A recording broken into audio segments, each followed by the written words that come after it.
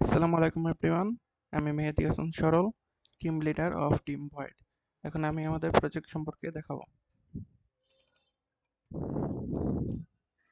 আমাদের প্রজেক্টটা হচ্ছে একটা 2D রেট্রো টাইপ গেম, যেটা স্পেস শুটার গেম, এবং এর সাথে রয়েছে যে ডাটাবেস কানেকশন আর একটা ওয়েব ড্যাশবোর্ড, যেখানে অ্যাডমিন দেখতে পারবে যে কার কোন সে কোন লেভেলে রয়েছে, কোন পয়েন্ট। এটা আমাদের গেমটা শুরু করলে শুরুতে